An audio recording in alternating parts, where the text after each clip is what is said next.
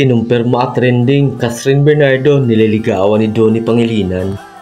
Sa pagkumpirma nito ang panliligaw ni Donnie Pangilinan kay Catherine, pinag-uusapan ngayon at trending na pinag-uusapan, Catherine Bernardo umano nangungulekta ng manliligaw.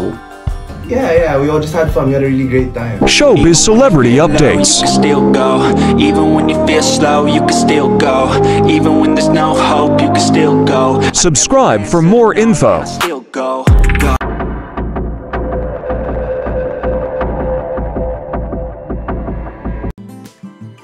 Kilalang kilala, the most popularity, isang popularidad sa showbiz industry si Catherine Bernardo.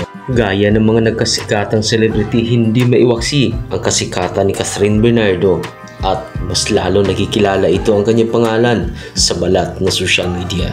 Issues controversial, mas lalo nakikilala ang pangalan ni Catherine Bernardo. At mainit na naman sa industriya ang pinag-uusapan, Catherine Bernardo at Donnie Pangilinan umano. Kinumpirma nga ito na nililigawan umano ni Donnie si Catherine. Sabi nga ng iilan, sino bang hindi magkakandarapa kay Catherine ay napakasikat, napakaganda, napaka-super humble. Pero inalmahan ito ng ilang mga netizens at mga close friends nila Donnie Pangilinan na umano'y walang katotohanan ang pangliligaw ni Donnie kay Catherine Bernardo at una na rin inamin ni Donnie Pangilinan na friends lang sila ni Catherine. Unang pumutok ang balita na may gusto nga si Donnie kay Catherine sa kasal ni Robby Domingo nung inalok na ito si Catherine ng soda na pinagkukuha ng diin ng mga marites at speculations na umano may gusto si Donnie kay Catherine. Kung ikaw ba lalaki, sino bang hindi magkakagusto naman kay Catherine? Pero bumuelta naman ito si Donnie at sabi friends lang sila at wala namang namamagitan sa kanilang dalawa.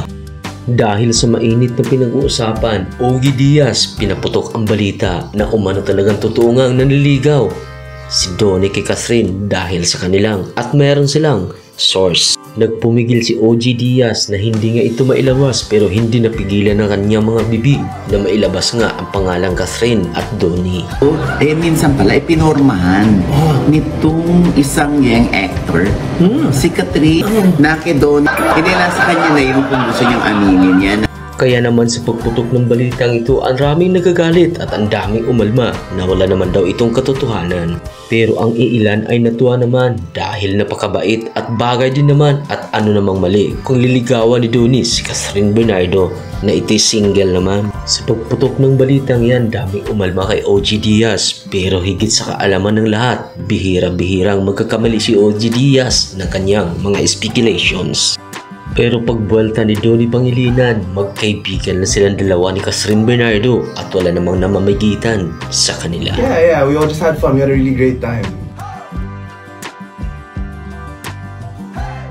Wedding ni Robby yun, friends kami lahat. Thanks for tuning in. See you for more updates.